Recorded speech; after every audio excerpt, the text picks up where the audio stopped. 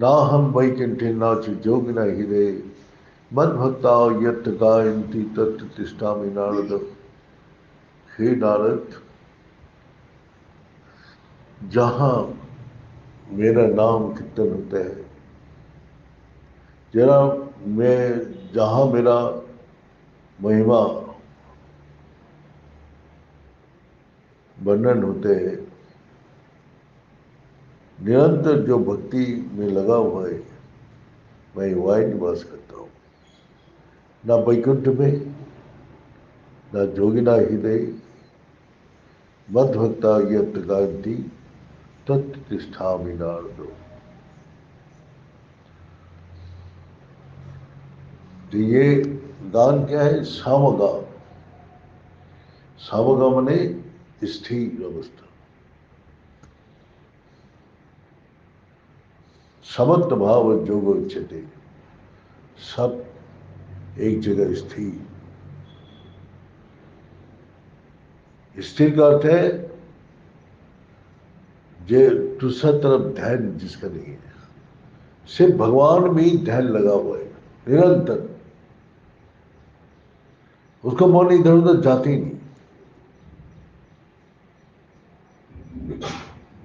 जो यहाँ बैठ के सुन रहा हूं, कभी इधर जा रहे, कभी उधर जा रहे, कभी इधर नहीं, स्थिर। स्थिर अवस्था कैसे? जैसा एक वो तीर धनुष तीर चलाने वाला तीर को सीधा देखते हैं। तीर कमान जो है तीर को बनाते हैं, लोहे का तीर को बनाते हैं, तो वहाँ वो तीर का पीछे जो हिस्सा होता है वो भी सीधा होना चाहिए। अगर थोड़ा टेढ़ा में खड़ा है तो वो अपना लक्ष्य भेद नहीं करेगा। तो कमान उसको सीधा करने में लगा हुआ है। इतना मगन था उसमें, जो उसको राजा का सवारी चला गया, ये चला गया, किसी का तरफ ध्यान किया ही नहीं। शादी ब्याह गया, ये गया, वो उसी में ही ध्यान में मगन है। उसको थोड़ी देर बाद, भाई यहाँ राजा का सवारी गया? बोला नहीं भाई, मैंने तो देखा नहीं। अरे शादी ब्याह गया इधर से? बोले देखा ही नहीं। तार मैंने उसका लगन कितना है, जो एक ही तीर को सीधा करने में, तो हमारा मन बुद्धि इंद्रिय को सीधा करने में कितना कठिन होता है, कितना टेढ़ा बेखा है। हमारा मन बुद्धि सीधा होगा ही नहीं। वो जैसा माने डॉगी का पूंछ है, वो सीधा कर लेते हैं, फिर छोड़ देते। एक दिन टीचर ने एक लड़का को मारा, और तू सुधरेगा नहीं, कुत्ते का पूंछ जैसे कभी सीधा होते ही नहीं, ऐसे तू भी सीधा कभी नहीं होगा। वो दूसरा दिन एक कुत्ता लेके सामने आ गया, और उसमें बोला देखिए सर, ये कुत्ता का पूंछ सीधा है। बोले कैसे सीधा किया? एक सीधा लाठी लाठी उसमें रस्सी बांध बांध के उसको सीधा कर दिया। तो बोला, तो टीचर ने बोला देख, वो लाठी जो है उसको सीधा रखा है, तेरा ऊपर भी वो लाठी चलेगा तभी तो सीधा रहे। लाठी जब तक नहीं चलेगा, मन का ऊपर अनुशासन जब तक हम नहीं करेंगे, मन कभी स्थिर हुआ ही नहीं, वो भटकते रहते। हाँ, गुरु जी एक ध्यान कर रहे, तो एक आदमी घर में आग लगा, तो ध्यान करने के टाइम उसके सामने से जाना नहीं चाहिए, और उसको वो कूद के चला गया। तो उस आदमी को बुलाया, और बुला के एक थप्पड़ लगाया। बोले अरे मैं ध्यान कर रहा हूँ और तू मेरा को कूद के जा रहे। उस आदमी ने जब सुना तो उसने दो थप्पड़ लगाए उस ध्यान वाला को। बोले तू ध्यान भगवान का लगा रहे, तो कौन जा रहा है कौन आ रहा है, कैसे तूने देखा? तो हम लोग का ध्यान इसी प्रकार है। हाँ, मतलब ध्यान है ही नहीं। तो भगवान बोलते हैं जब मैं वही निवास करता हूँ जो मेरा एकांत मन से अनन्य चिंतित, सब चिंता को छोड़ के मेरा कोई इससे चिंतन करते हैं, मैं वही निवास करता हूँ। ना हम वैकुंठे ना से जोगी ना हृदय मत भक्ता यत्त गायंत तत्व स्थाविना, और स्थिर अवस्था। तो स्थिर अवस्था नहीं है तो वो कभी भी उस चीज को प्राप्ति, लक्ष्य को प्राप्ति नहीं कर सकते। तो इसीलिए भगवान ने हम लोग का ये दिया है इंद्रिया इस ज्ञान के लिए। आँख को दिया देखने के लिए, कान को दिया सुनने के लिए, नासिका को दिया घ्राण के लिए, जिह्वा को दिया है स्वाद के लिए, और ये त्वचा इसको ठंडी गर्मी सुख दुख को अनुभव करने के लिए। तो पांचों कर्म इंद्रिय, पांचों ज्ञानेन्द्रिय तो ऑलरेडी दे ही दिया भगवान ने। तो कैसा, जैसा हिरण को कैसे पकड़ते हैं, उसके सामने जो ऐसी ऐसी ध्वनि किया जाए, आवाज ऐसे म्यूजिक बजाते हैं जो वो सुनने में मोहित हो जाते हैं। वो सुन सुन से वो आराम से सब कुछ भूल जाती है। और इसमें लगन से उसमें जब शिकारी पकड़ लेते हैं तब उसको होश होता है। जब शिकारी पकड़ लेता है हिरण को तब वो होश होता है जो मैंने तो ये कान का जो श्रवण इंद्रिया इतना प्रबल है। तो हम लोग अपना प्रशंसा सुना, अपना सुनते सुनते जब मैंने वही तो जाता हूँ तो अपना को भूल जाता हूँ, और मैं वही सोचने लग जाता हूँ जो बोलते हैं। हाँ? मैं क्या हूँ ये मैं नहीं एस्टिमेट करता हूँ। आदमी आके बोला अरे बाबा आप तो बहुत ऊंचा संत बन गया, आपने बहुत कुछ प्राप्त कर लिया। अरे वो बोलना और मेरे को तो देखना है, वो सुनने से थोड़ा ही होगा। हाँ, सदगुरु की जय हो, गुरुदेव की जय हो बोलते रहते। जो करते हैं उसको पता है जो जय किसका करना चाहिए, जय किसका करना चाहिए उसको पता है। तो इसीलिए तो हमारा ये सर्व निंदा बहुत ही हम लोग का दुखदायक है। निंदा सुनने से दुखी होता है, पसंद से सुनने से खुशी होता है। हाँ? तो सुन क्यों तुम सुनने से दुखी होता है? तो बताओ दुख और सुख का डेफिनेशन क्या है? तुम क्या चाहते हो? सुख और दुख का डेफिनेशन बताओ। किसमें सुख होगा, किसमें दुख है, बताओ। जो तुम्हारा पास नहीं है उसको सोच के तुम दुखी हो रहे, और जो है न जो नहीं है उसको सोच के तुम सुखी हो रहे, और जो है उसको लेके तुम दुखी हो। तो एक आदमी के पास जाके पूछो जो क्या चीज में आप सुख को, तो उस आदमी ने बोलते हैं। मैंने एक बार हमने 86 में कुंभ का मेला में एक भक्त से मिला, उसके साथ काफी और भी आदमी था। तो उस भक्त ने लखनऊ का बहुत बड़ा कारोबारी था।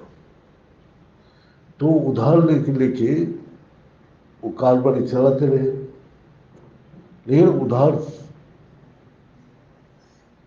मांगने वाला जब आने लगा तो उसको एकदम गरीब बन गया, सब खत्म हो गया।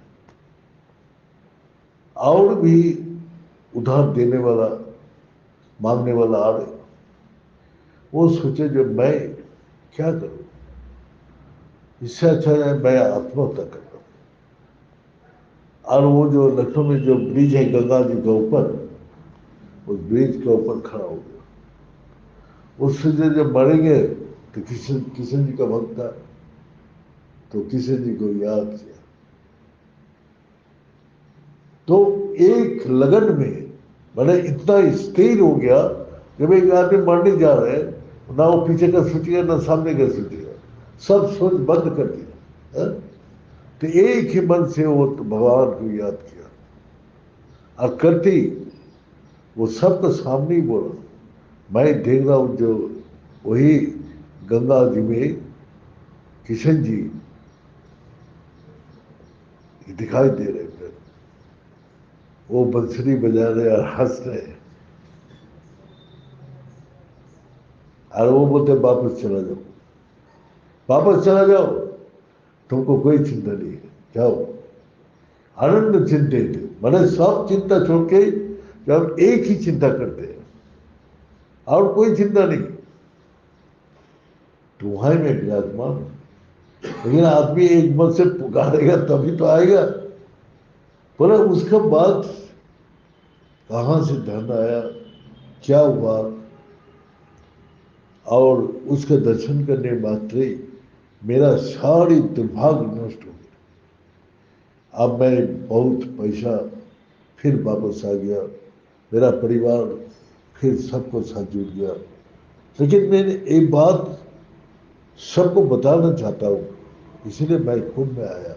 जो मेरा साथ जिंदगी में जो जीवन में घटा है, तो पैदल घूमते हुए वो जा रहे थे, तो यहाँ भी आश्रम देख के आया, तो हम लोग बैठाए इसे बातचीत किया, वो क्या बताना थे, तो वो लोग यही चीज बताना चाह रहे,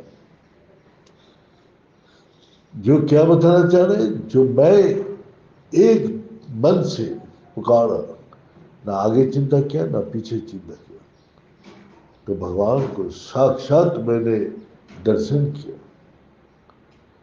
उसका हाथ मेरा सिर को ऊपर आया और बोला वापस चला जाओ।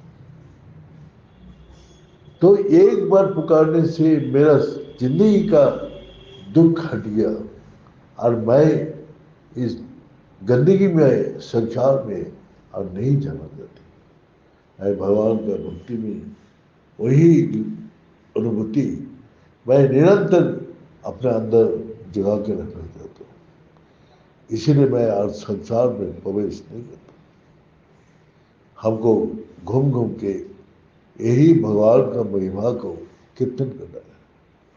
तो इसी प्रकार हमारा हमको भी भगवान बोल रहे हैं, गीता में भगवान वही बोला, अनन्य चिंतित थे, सब चिंता को छोड़ के मेरा जो चिंतन करते हैं, मैं वहां ही निवास करता हूँ।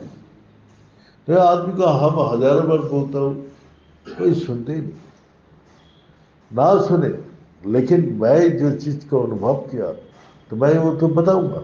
उसने तो वो बता रहे, बोले कोई विश्वास करे कोई ना करे, लेकिन मेरा साथ जो जिंदगी में सच का अनुभव किया, मैं वही बोला। तो इसी प्रकार जो हम लोग का भगवान का जो भक्ति जो आया, तो यही कब किस समय किसका शुभ बुद्धि होगा ये भी पता नहीं। मैं उस समय 86 के कुंभ का समय, उसी समय हमने और एक विद्वान आदमी से मिला यहाँ आश्रम में। तो नया आश्रम तैयार कर रहे थे, हम लोग सब कुंभ का तैयारी कर रहे थे। तो हमको आके खबर दिया, मैं ब्रेकफास्ट करने चला गया था वहाँ, तो हमको खबर दिया जो आनंद विमा आश्रम से कुछ सन्यासी लोग आया, वो लोग आपसे मिलना चाह रहे। तो गुरुजी उस समय जीवित था। गुरुजी 87 में शरीर छोड़ा, 86 कुंभ का मेला, 85 का एंड और 86 शुरुआत। तो वो हमने बोला प्रसाद प्रसाद दे दो, वो लोग को थोड़ा पानी वानी पिला दो, मैं आ रहा हूँ। मैं प्लानिंग बना रहे कैसे जाएंगे यहाँ से कुंभ का मेला से, कहाँ से पैदल चलना पड़ेगा, कहाँ से ये करेगा। तो वो नरोत्तम गिरी यहाँ वीरभद्र में, वो वहाँ का जल शक्ति था जो कुंभ का मेला का निरंजन आखड़ा का। आप तो देखा है इसको नरोत्तम गिरी, वो कितना सपोर्ट करता था, आता था मेरे से मिलने के लिए। उसने बोला मेरे साथ आप गाड़ी में चला जाइए, जल शक्ति सारी जगह उसको जाने का अधिकार है। मेरे को ले गया, सारी देखा मैंने कुंभ का मेला क्या क्या होता है, जो कहीं जा नहीं सकते मैं भी उसके साथ चला गया। हमको उसने पता नहीं किस लिए उसका लगन था, मेरा को भी वो बुला बुला के ले गया। तो उसी समय तो वो आया, मैं भी आया, किसी को जानते नहीं, देखिए तो एक दो सन्यासी है और गृहस्थ है। तो वहाँ हमने बोले, हम बोले मैं अच्युत महाराज हूँ, बोले तो हमारा उम्र उस समय कितना था, जस्ट 28 और 30 ऐसे होगा। और वो लोग हमको बोला मैं तिगुना सेन हूँ, मैं आनंद आपका भक्त हूँ, तो आपके पास है। तो मेरे को पता था डॉक्टर तिगुना सेन आनंद माँ का शिष्य शिष्य है वहाँ का। तो हम आते ही सब कुर्सी छोड़ के नीचे धरती में बैठ गए। तो आज भी मेरे को याद है, गुरु जी उधर बाथरूम था, अपने रूम में आ रहे थे। तो मैंने बोला गुरु जी यार, तो गुरु जी उस समय किसी से बात नहीं किया, लेकिन डॉक्टर तिगुना से उसको गुरु जी का हाथ में पैसा दे के प्रणाम किया। तो फिर उससे बात किया कि आप किस लिए मेरा पास आए, मैं हम लोग तो बहुत तुच्छ हूँ, हम क्या आपको हेल्प कर सकते हैं। बोला नहीं, हमने ऋषिकेश में गया तो सब संत बोला वही अच्युत महाराज जी वही हेल्प कर सकते हैं। तो हम लोग ठीक है, बोलिए हमसे अगर यदि होगा तो मैं जरूर करूँगा। उसने एक डॉक्टर का खबर लेने आया था, तो वो डॉक्टर यहाँ बाईपास पे है, तो डॉक्टर काला अभी है कि नहीं है मेरे को पता, खत्म। तो डॉक्टर काला यहाँ का फेमस था। तो उस समय एक घटना हुआ, फ्रीडम फाइटर एक है बीना दास भौमिक बोल के, वो आया बनारस से यहाँ ऋषिकेश आया। उसको बहुत तेज बुखार था और बीमार था। उसी अवस्था में कोई धर्मशाला कोई जगह दिया नहीं। तो यहाँ दुर्गा मंदिर के पास एक मैंने उसका मम्मी और लड़की उसको ले आया। रात को उसका तबीयत बहुत खराब हुआ, तो डॉक्टर काला के पास ले आया। डॉक्टर काला ने उसको डेथ सर्टिफिकेट दिया। तो वही डॉक्टर काला के पास आके पूछना चाह रहे कि क्या हुआ था, क्योंकि डॉक्टर त्रिपुरा सेन तब त्रिपुरा का गवर्नर था, उसके बाद एजुकेशन मिनिस्टर हुआ, वो क्या बोलते कमर्शियल मिनिस्टर भी था। तो सारी दुनिया जानते हैं उसको, और ऐसी नहीं विद्वान भी, वो जादवपुर यूनिवर्सिटी का वाइस चांसलर था। तो इतना विद्वान आदमी, तो हमको हमको बोला जो सब कुछ बातचीत हो गया, जाने के टाइम हम लोग को देख के क्या बोले जानते हैं, वो बात याद करने का था। मुझे आप लोग कितना छोटी उम्र में यहाँ कैसे आ गया, बोले इस रास्ते में कैसे आया आपने? बोले मैं अभी 82 हूँ, इस उम्र में मैं सोचता हूँ जो इस रास्ता के बारे में भक्ति करने का, ये करने का इच्छा हो रहा है, मैं सब कुछ छोड़ के अब भक्ति का रास्ते में आना कोशिश कर रहा हूँ, लेकिन नहीं हो कर पा रहा हूँ। लेकिन आप लोग कितना अर्ली एज में कैसे आ गए? ये देख के आपको मेरा जेलसी हो रहा है। तो ये बात जो है उस आदमी ने, मैंने कितना बड़ा बात बोल के गया। हाँ? तो एक प्रोफेसर आया दिल्ली से, उसने मेरे को बोला, ये कहानी सुनने के बाद उसने बोला जो यहाँ हम भी उससे मिलना चाहता हूँ। तो उसने दिया उससे मिलने के लिए।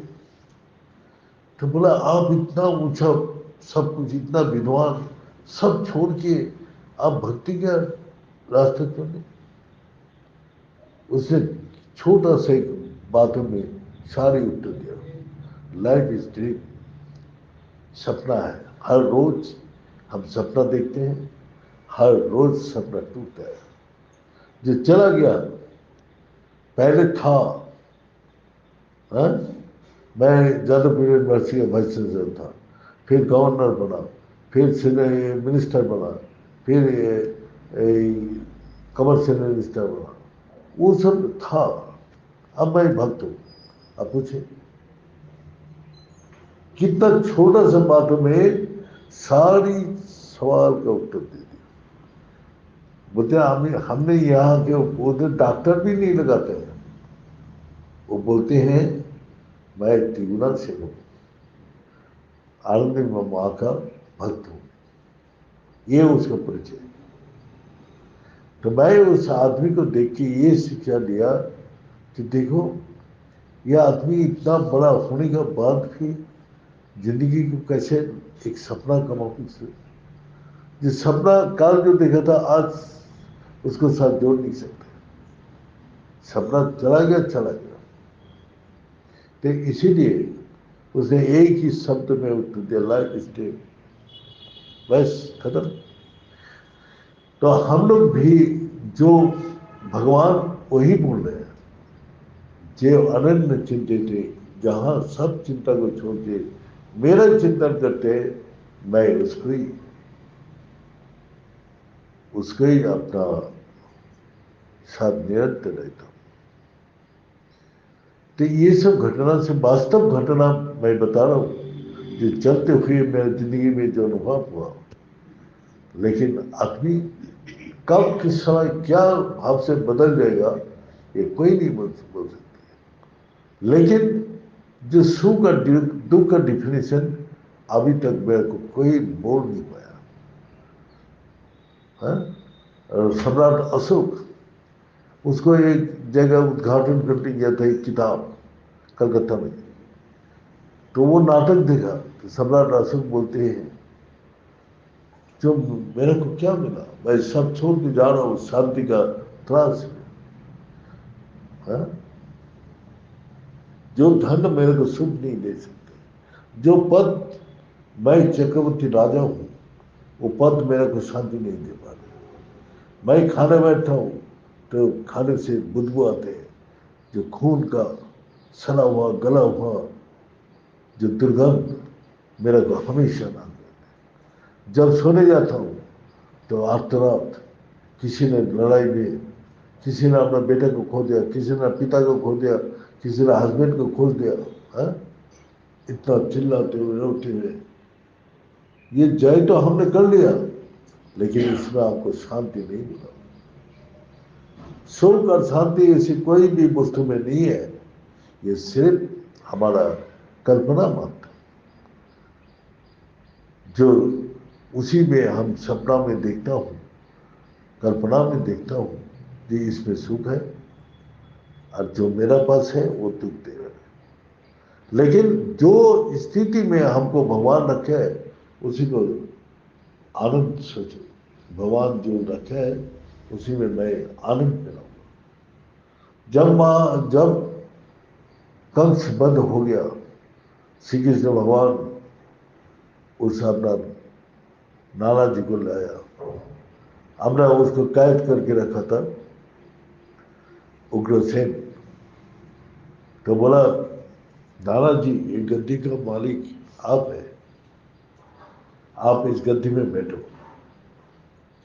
वो बोलते नहीं बेटा, ये तो तूने जीता है, तू इसका मालिक है। मैं इसका मालिक होके देख लिया, दुख ही भोगा। इस गद्दी में बैठ के मैं दुख ही दुख भोगा, सुख नहीं मिला। तो इसीलिए मैं नहीं चाहता हूं, इस गद्दी में ना सुख है ना दुख है। इस गद्दी में आप ही से बस रहते हैं जो जो सुख दुख का कोई भी जिसके स्पर्श नहीं करते। तो श्री कृष्ण भगवान बोला, नाराज जी मेरा इच्छा है कि आप किसी गद्दी में बैठो। तो गुलशन क्या बोला जानते हैं, कि प्रभु आपका अगर इच्छा है तो मैं नरक में भी निरंतर वास करने के लिए तैयार हूं। अगर भगवान का इच्छा है मेरे को नरक में रखेगा तो मैं निरंतर नरक में रहने के लिए भी, हम आपका अगर इच्छा है, ये सिंहासन की इच्छा है, आपका इच्छा मात्र ही इस संसार का सब कुछ बदल जाते हैं। तो आपका इच्छा है तो मैं एकदम निरंतर नरक वास भी आपने करने बोले, मैं करने के लिए तैयार हूं, लेकिन आपकी इच्छा होना चाहिए। तो कितना बड़ा बात बोला, अनुभव से बताया कि सुखे दुखे क्षमा कितना सुख और दुख को बराबर भगवान तो बताया, लेकिन हम लोग थोड़ा ही मानते हैं। तो इस प्रकार जो हम लोग अपना जीवन के चलते हुए अनुभव बताता हूं, तो इसीलिए सब कुछ विचार को छोड़ के से भगवान का नाम करे। उसी में क्या है, वही सत है, कभी परिवर्तन नहीं होगा, एक ही प्रकार रहेगा।